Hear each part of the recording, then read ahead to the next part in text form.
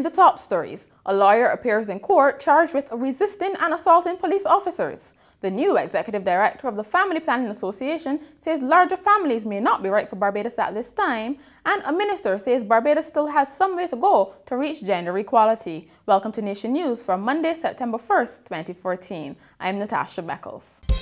No matter where you are in the world, at home or abroad, Nation News keeps you connected with what's happening in Barbados through our website, video newscast, and online e-papers. So stay connected with Nation News. Your news, your time, your way. Attorney at law Marlon Markland Gordon was granted $3,000 bail with one surety when he appeared in the District A Magistrates Court today, charged with resisting 3 police constables in the execution of their duties early on Sunday morning. He was also charged with occasioning actual bodily harm to a female constable and using insulting language towards her.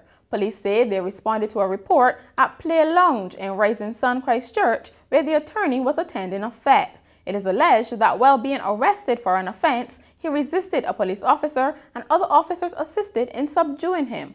The 44-year-old appeared in court today, flanked by a number of attorneys with his hand in a cast. The matters were adjourned to the District B Magistrates Court, where the lawyers are expected to answer the charges on September 10th. The robbery accused, who was held by 2 civilians after he ran out of a bank last Friday, was remanded to the psychiatric hospital for examination when he appeared in the District A Magistrates Court today. 22-year-old Shaquan John Jose Cave of Flagstaff Road, St. Michael, was charged with entering the Royal Bank of Canada Bank at University Drive, Blackrock, and stealing $5,905 while having a sword. The matter was adjourned until September 22nd, when a psychiatric report will be submitted. The new executive director of the Barbados Family Planning Association, Juliet bynoe-Sutherland, says Barbados is not ready to join those larger countries offering incentives for women to have more children. Speaking today during a press conference at which she was introduced as the woman to take over the reins from George Griffith, she said any plan to encourage larger families would require some discussion about how it should be achieved.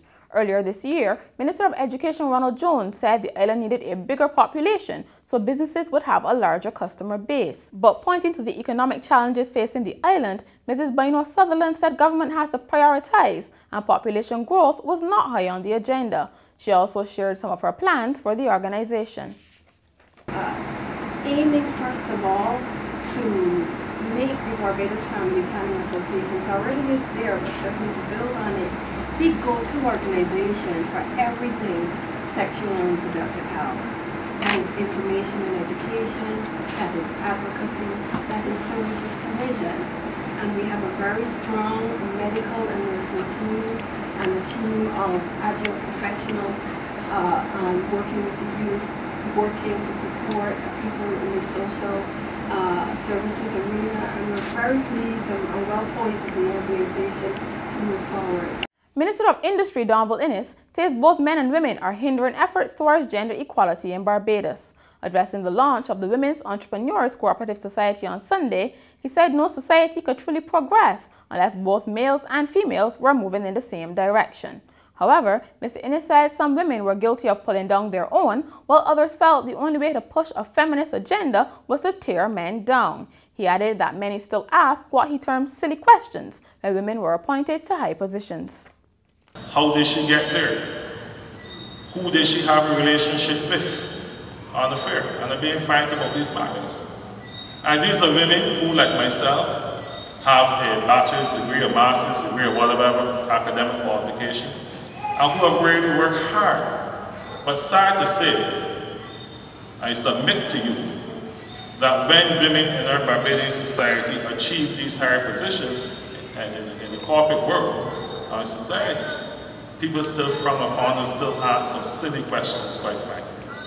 The quiet and close-knit community of Easy Hall St. John was thrown into mourning over the weekend when auto body repairman Andrew Mears died in a freak accident.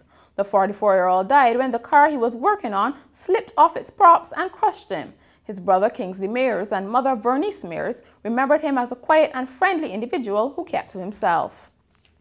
Almost 20 bikers took off on a charity ride yesterday from Warren St. Michael to Crane St. Philip in an effort to raise funds to purchase school supplies for a child.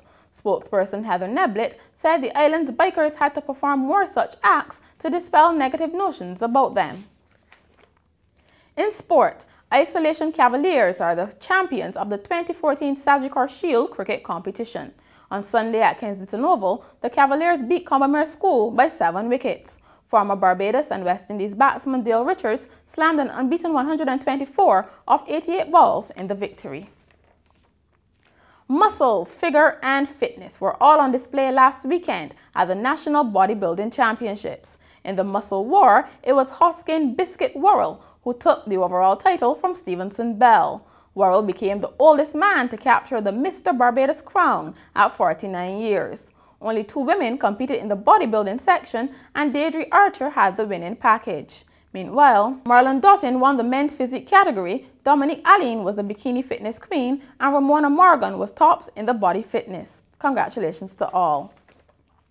And finally, we have the story of Katsun Hobbs, who as a toddler had dreams where she saw herself covered in tiger stripes.